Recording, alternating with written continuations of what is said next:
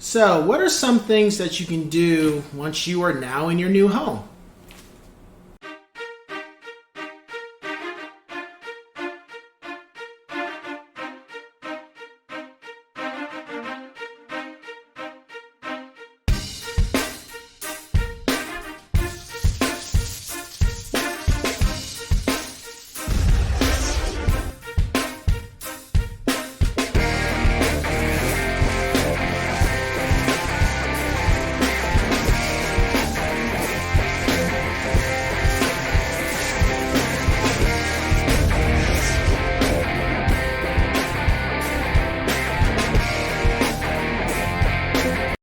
What's going on, ladies and gents in Cyberland? Coming back to you with another educational real estate video.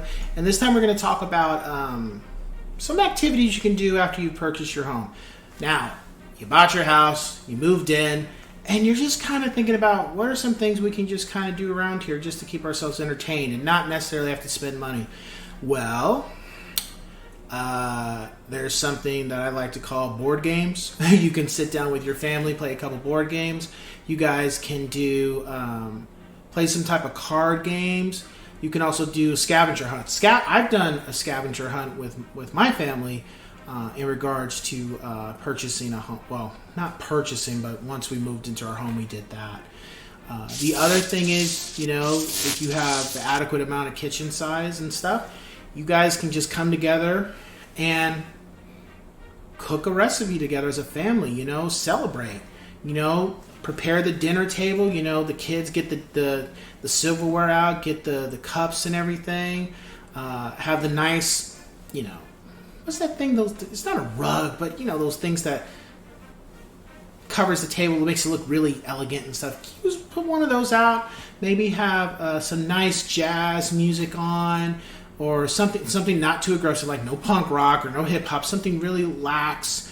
Have something like that in the background, like very subtle. And family gets into the kitchen. And of course, everybody's hands are washed past to the kids. And like one person's working on the salad, another person's working on the drinks, like what drinks you're gonna have. Another person's working on the appetizer. Another person's working on one of the side dishes, and then the main dish, and one by one just bringing it out, and then sitting together and looking at the food and looking at what you guys accomplished together, and just sitting down and having a nice good lunch, breakfast, brunch, dinner, or supper like Lord of the Rings, like going through the list of foods or meals.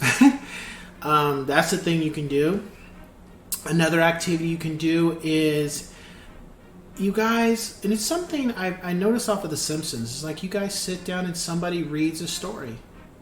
And a story that nobody's ever heard before. Something short, gets to the point, but you guys just talk about it and just sit out and have a discussion about the story and how it relates maybe to you guys as a family or as a couple.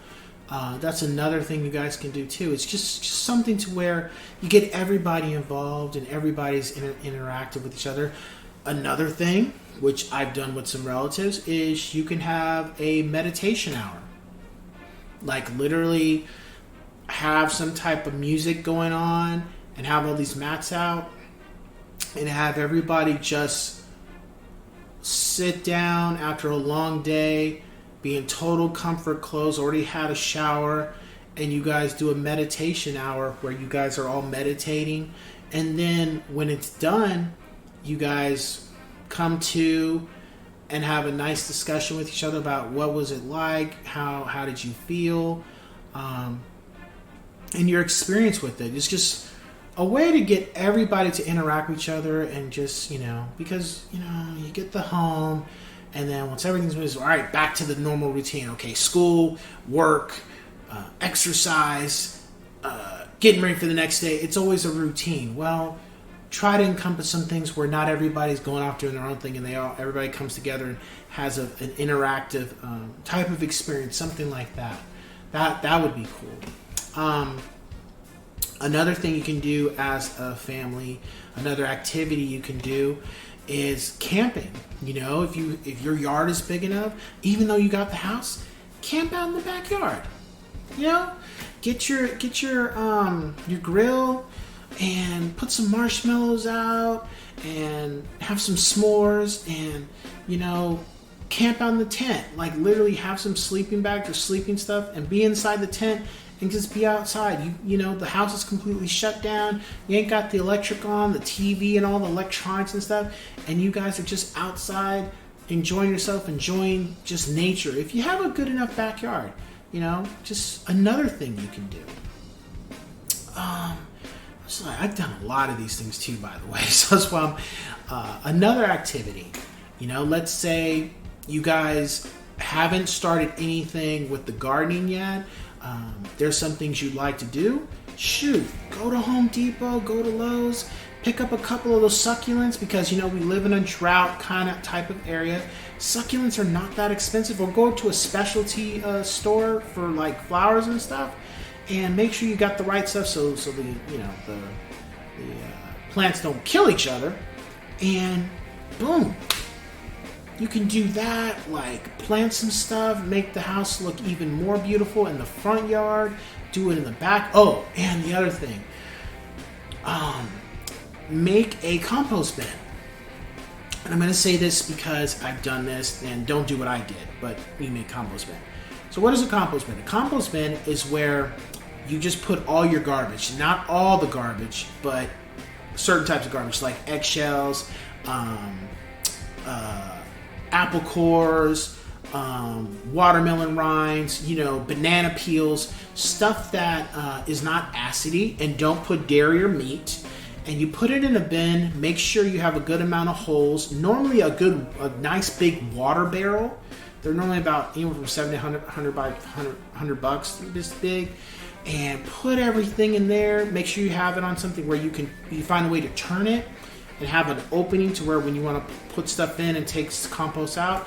And go to a bait shop. Get some just earthworms, some worms, and throw those bad boys in there. And throw all those those things that you throw away. Throw like the eggshells and the old rotten vegetables. Throw all that stuff in there, and mark my words, you'll never have to go get manure ever again or anything like that. You'll have your own compost. Give it a couple weeks or a month, and keep turning it, keep putting food in there, and make sure you keep it moist and such. And you got the cardboard in there to help along with it. And I guarantee you will start producing so much fresh compost, and you help you grow any vegetables you got, help you grow any fruits, help your plants grow. All they need is get a good amount of that compost and stick it at the base of the plant, and those plants will never have a problem with nutrients, and they'll grow just fine. And side note, another good nutrient that I remember I spoke with a gentleman at a bait shop before, and I utilized it, is dog crap. So good old fresh dog crap. When your dog goes to the bathroom, take that stuff and throw it right in that compost bin. It's gonna smell for a while. It's supposed to.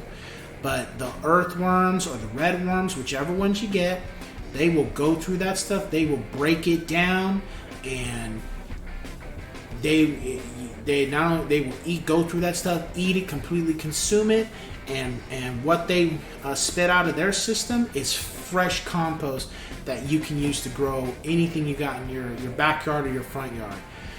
Now, of course, that's up to your discretion, because some people be like, don't you put that in there, I want to smell that.